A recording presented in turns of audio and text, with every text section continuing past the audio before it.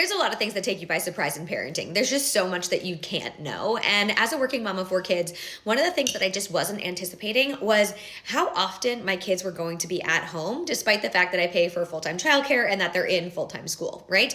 I don't think there has been a week since early October where I have not had at least one kid home for one day every single week. And that's a combination of no school days for holidays, half days for whatever they're doing at school. One time daycare closed unexpectedly because the heat stopped working and they called everybody and said, hey, you have to come get your kids.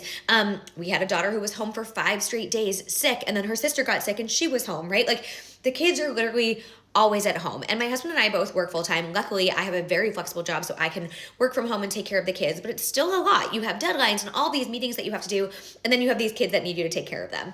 And this week alone, I was preparing for my little ones to not have school on Friday. Because the heat broke last month, they had to replace the boiler. So this Friday, they told us, hey, no daycare, plan accordingly. So we do. Me and all the other moms are like, hey, what are you doing? Should we do a play date? Like, how are we making this work?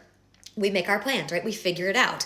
Well, we get an email today, 4 days from then, and it says, hey, change of plans. It's going to be too cold. They can't change the boiler. We're going to move it to the next Friday. So now we all have to figure it out again. We have to move meetings. We have to block our calendars. We have to figure out childcare because instead of it being this Friday, it's next Friday. But next week is not a good week for that because on Wednesday and Thursday, my big kids already have half days. So I'm going to have 3 days in a row where I have half day, and then no school. And then tomorrow, because it wasn't bad enough, it might be a snow day. We're getting snow. At first it said a coating to an inch, which is not a big deal here in New England. Now it's saying 3 to 5 inches or maybe 5 to 8 inches. We honestly don't know. So we're just trying to figure it out at this point. We're trying to figure out what to do. And it's so stressful because as a working parent, especially if you go into the office or you don't have a flexible job, it's not like you have all these backup care plans to take care of your kids when they're sick or daycare closes unexpectedly. Typically, that is on you and your partner to figure out, and that's a lot of work. And I think a lot of parents, especially of kids who are older, just don't anticipate how often their kids will be home from school.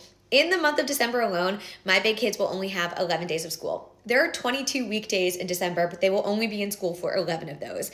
And even though we have time off for Christmas and all those things, we don't have that much time off. We don't have 11 days in the month of December alone where we're not working. And so this was something that I just definitely didn't expect when I became a parent. I knew there would be half days and no school days. I knew my kids would get sick. I just didn't realize how often they'd be at home and how often things like the heat breaking would happen, because you would be surprised, but stuff like this happens all of the time. So when parents tell you, if it's not one thing, it's another, this is what they mean. If your kid's not sick, then school's closing because the heat's broken, and then it's a snow day.